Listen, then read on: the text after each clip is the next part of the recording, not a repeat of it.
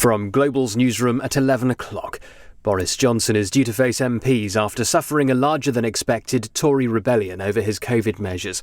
The Prime Minister's under growing pressure after nearly 100 Conservative MPs voted against mandatory coronavirus passes in England.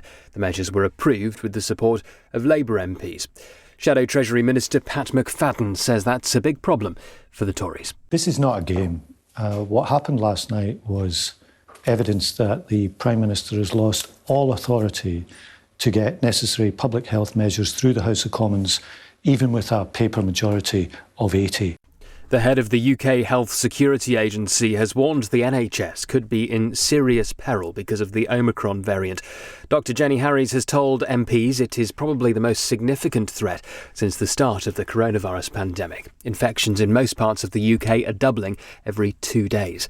Dr Harries says it's still too early, though, to determine the severity of illness caused by Omicron. The real potential risk here, and I would underline that because we are still learning a lot about the variant, is in relation to its clinical severity and therefore whether those cases turn into severe disease, hospitalisations and deaths.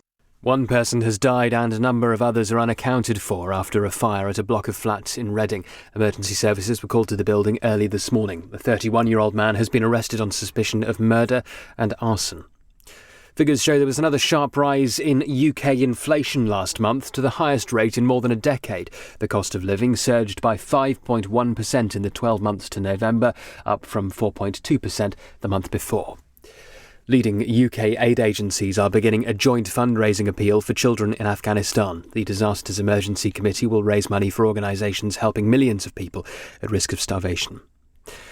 The Cornish comedian Jethro has died at the age of 72 after contracting COVID-19. The entertainer, whose real name was Geoffrey Rowe, rose to national fame through his TV appearances in the 1990s.